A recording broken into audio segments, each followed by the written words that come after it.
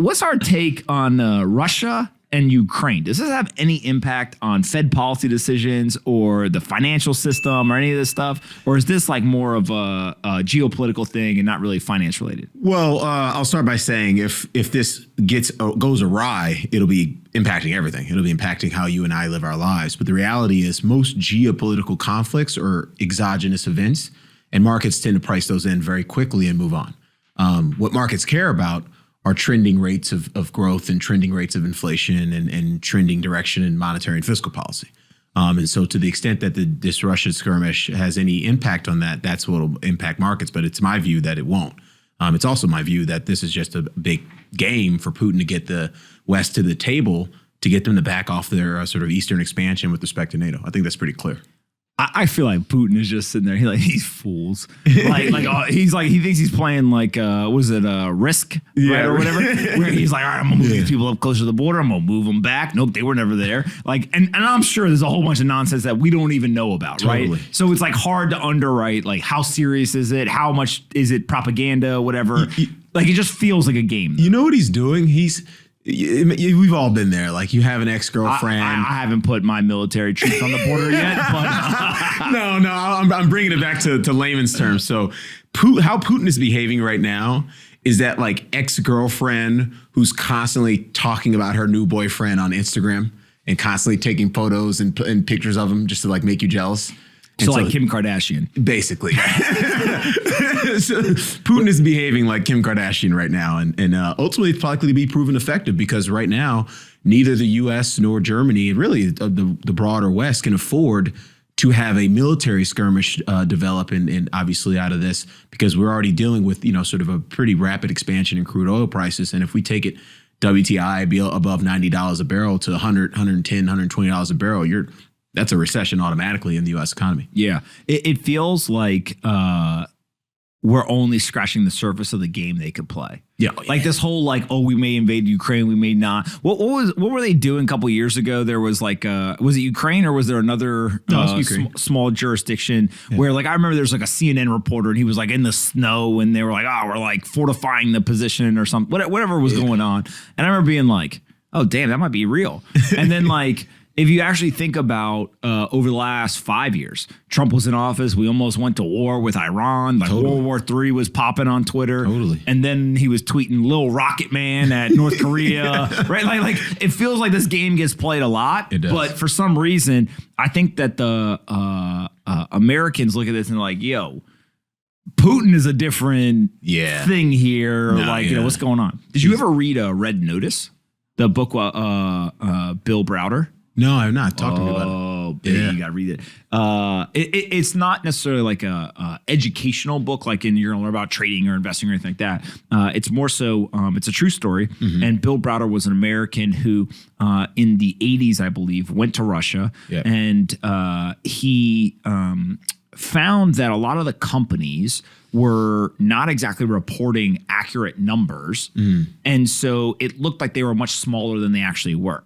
And it's unclear, at least from my reading of it, was it for taxation purposes? Was it to prevent the government from coming in and confiscating their assets or whatever? But he basically started to buy up stock in the companies. And then it'd be like, yo, they actually did 20 times more revenue than they said they did, right? And the stock prices would explode and he would make a killing. Yeah. So kind of like activist investor-esque.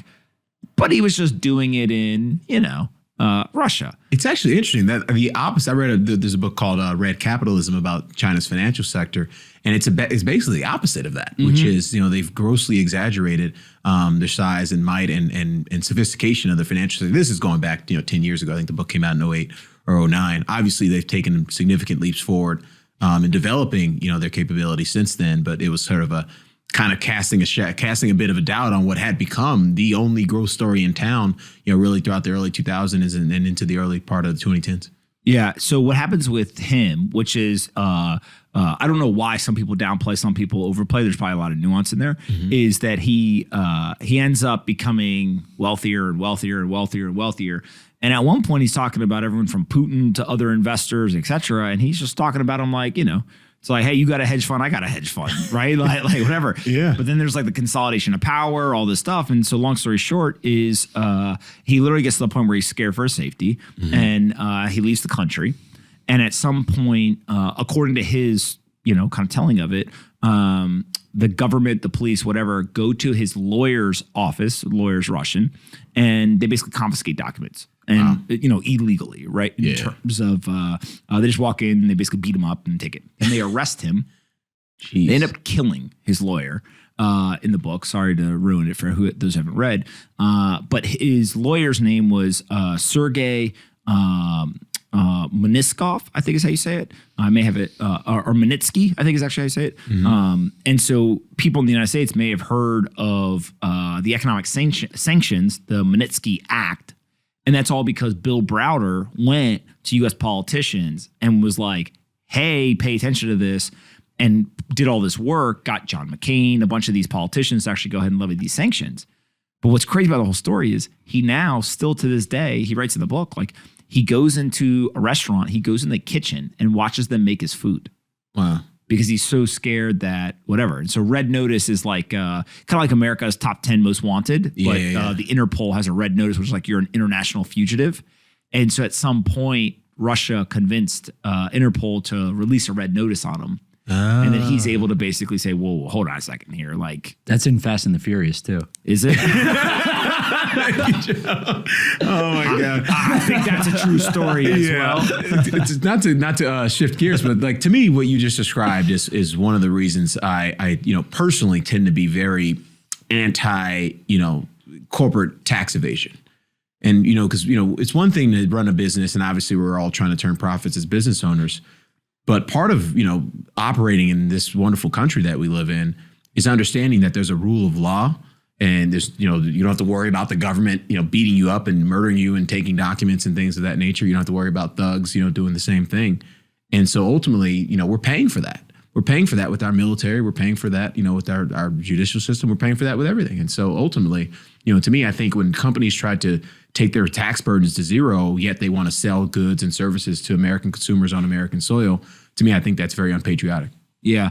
The other piece of this whole thing, it feels like, is there an argument that we ended the war in Afghanistan and like this is, hey, how do we create more economic growth?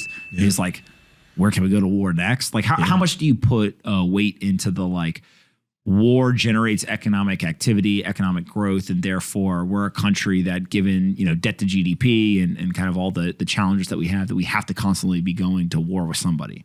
Yeah, so I would look at it from different lines. I generally agree with your sentiment in the sense that there is a underlying motive to constantly be engaged in military conflict. Now, this kind of military conflict, kinetic conflict, tends to be less valuable, certainly at this particular point in the time-space continuum. Right now, our military conflict is, and Dr. Pippa Malmgren is kind of the world authority on a lot of this, so I'm just parroting some of the things she said in recent publications. But we're having this big cyber warfare that's kind of going unnoticed, in mainstream media. And that's where a lot of the sort of development and spending that governments are doing with respect to military spending, that's where that's going. So it strikes me that the risk reward for getting into a kinetic skirmish, if you think about crude oil going from $90 a barrel to $120+ a barrel, to me, that's a poor trade. A better trade would just be to dump money into the CIA and ride around in submarines. So oil, what is it? $40? U.S. producers become unprofitable. I think somewhere in that range. Yeah. So I mean, that number changes, fluctuates with the price of energy prices, and so the last estimates are somewhere between $50-$60 a barrel. Now, as long as we stay above that at the current, they're making tons of money. They just don't want to drill.